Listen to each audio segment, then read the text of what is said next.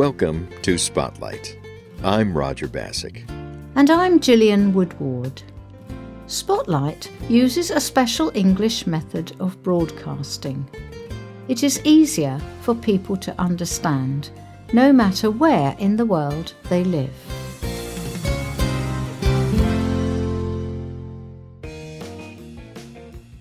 Well, it's 1 for the money, 2 for the show, 3 to get ready. Now go, cat, go. But do not step on my blue suede shoes. These are lyrics from the song Blue Suede Shoes. Carl Perkins wrote and recorded it. The song became popular.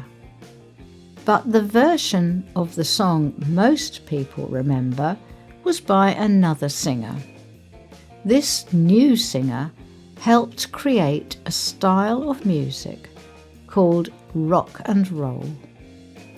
Fans later called this singer the King of Rock and Roll.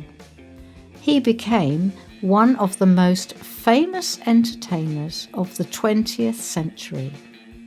He was known all over the world by just one name, Elvis.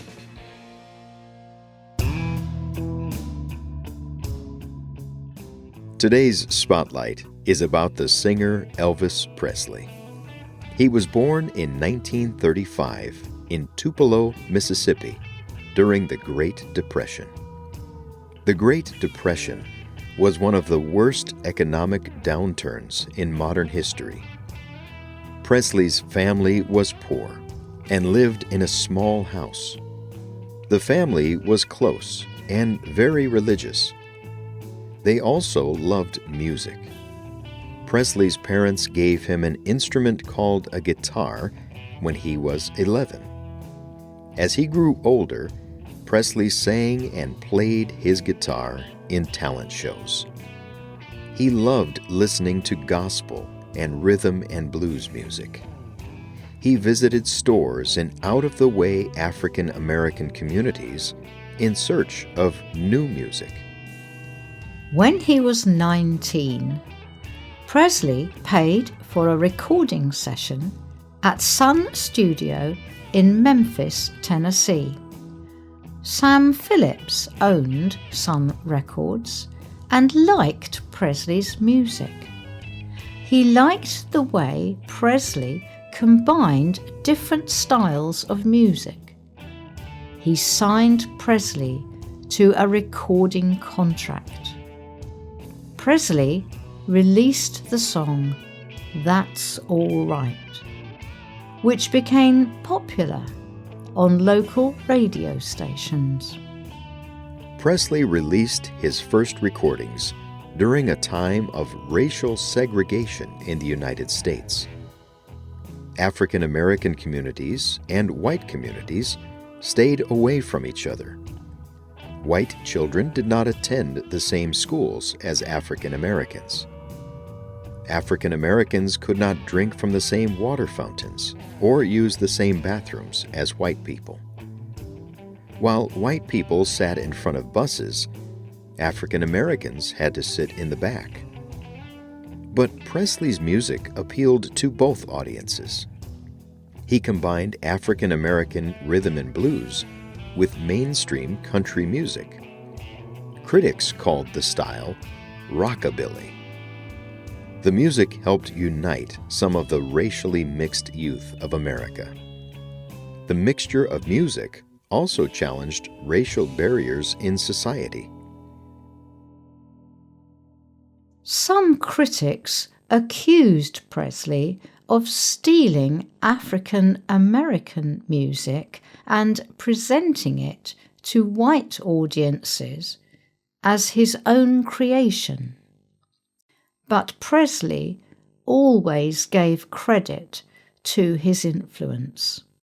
Presley said, "A lot of people seem to think I started this business, but rock and roll was here a long time before I came along. Nobody can sing that kind of music like African Americans. Let's face it, I cannot sing like Fats Domino can. I know that. At first, Presley performed on stage while playing a guitar.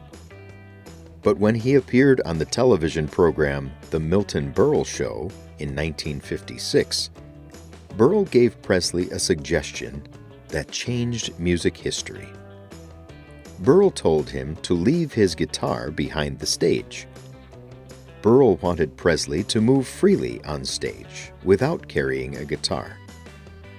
When Presley performed that night, he danced and swung his hips. He moved wildly across the stage. The audience erupted. They had never seen anyone perform like this. Because Presley swung his pelvis so much, the press later called him Elvis the Pelvis. After the show, Milton Berle said he received hundreds of thousands of complaint letters from parents about Presley's dancing. Parents said he was acting sexually. Parents believed Presley would corrupt young minds. But Presley's fans loved his rebellious and exciting performance. He became a hero to his young followers. 40 million viewers watched the show. The famous musician Bruce Springsteen was 6 years old when he saw Presley's performance. He said, "Everything starts and ends with Elvis." Presley joined the United States military from 1958 to 1960. His manager, Colonel Tom Parker, thought it would make Presley seem more responsible to adults. If Presley served his country, not as many would complain about him. It would win Presley more fans, and he could make more money. But Presley secretly worried that rock and roll would not last. It was a new musical movement that he helped make popular. He feared his musical career would be over by the time he was done with the military. During the 1960s, Presley focused on acting in films more than performing music. The films featured his music. He usually played a singer or a musician. His films were successful, but they did not receive critical praise. When Presley tried to play a character who did not sing, the film did not make much money. Presley did not perform music in front of a live audience for 7 years. Presley married Priscilla Beaulieu and had a daughter named Lisa Marie. Presley enjoyed making films, but his passion was music. His lack of acting success and his desire to refocus on music drove him back to the stage. In 1968, Presley recorded a television show called The Comeback Special. He performed songs in hopes of relaunching his music career. It was very successful. Presley now refocused on his music career. He often performed in Las Vegas, Nevada. His show drew large crowds. He was once again one of the top entertainers in the world.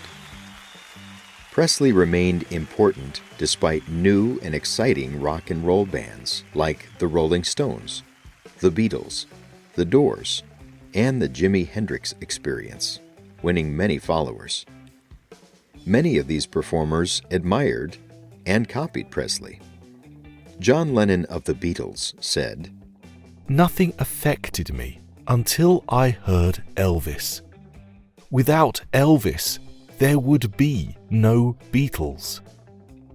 Bob Dylan, one of the most influential singer-songwriters of all time and winner of the Nobel Prize for Literature, said about Presley, "When I first heard Elvis Presley's voice, I just knew that I was not going to work for anybody and nobody was going to be my boss.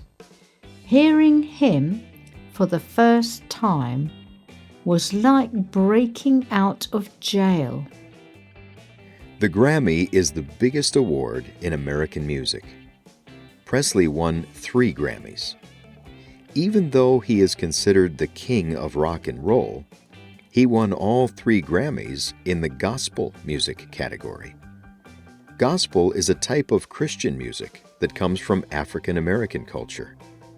Gospel uses lyrics based on themes found in the Christian Bible. Presley's music is so varied, it is even included in a Christian category.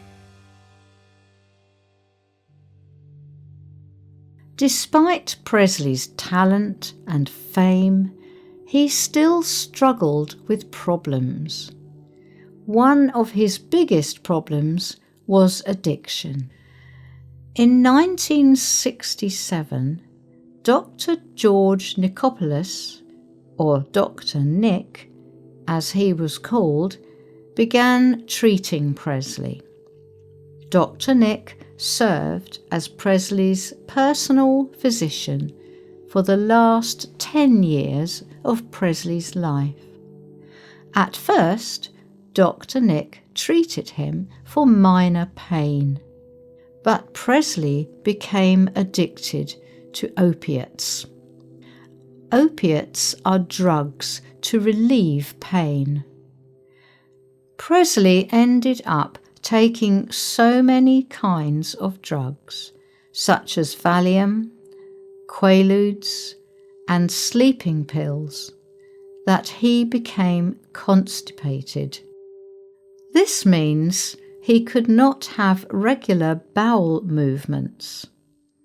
He soon began taking medicine called laxatives to help him go to the bathroom. He abused this medicine too. Dr. Nick gave Presley any kind of medicine he wanted. Dr. Nick later claimed that it was because he did not want Presley to get the drugs from unlicensed sellers on the street. Some accused Dr. Nick of trying to make money off Presley by overprescribing him medicine. Dr. Nick admitted at a hearing before the Tennessee Board of Health that he had prescribed thousands of doses of different addictive pills for Presley. The jury did not convict Dr. Nick because they believed he was trying to protect Presley from getting the medicine from unlicensed sellers.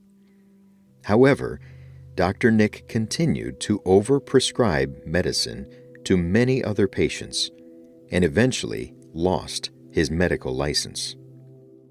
Presley's drug abuse, severe constipation, and weight gain began taking a toll on his health. He was tired and uncomfortable for much of the time.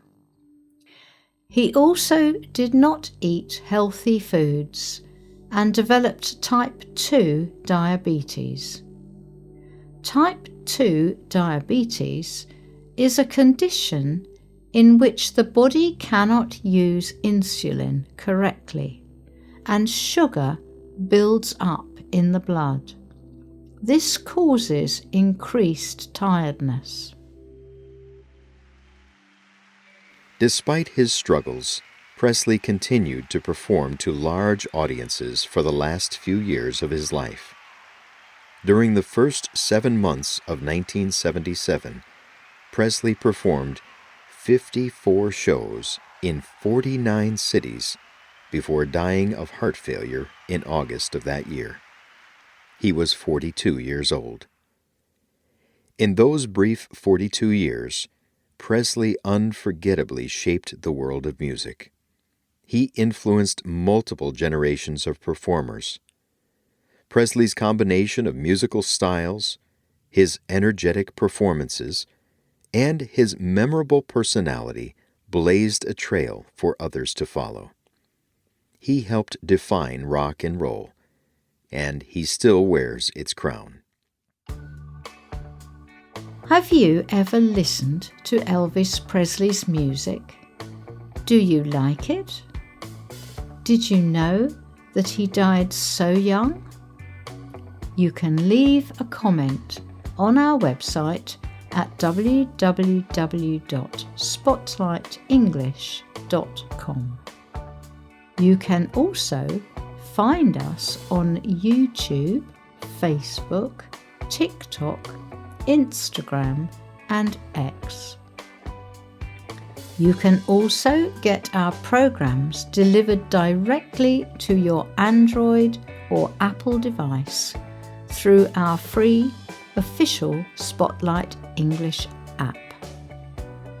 The writer of this program was Peter Anderson. The producer was Michio Ozaki. The voices you heard were from the United States and the United Kingdom. All quotes were adapted for this program and voiced by Spotlight. No AI or artificial intelligence was used in this program. Spotlight programs are written, voiced, and produced by real people for real people, no matter where in the world they live. This program is called Elvis Presley, the King of Rock and Roll. We hope you can join us again for the next Spotlight program. Goodbye.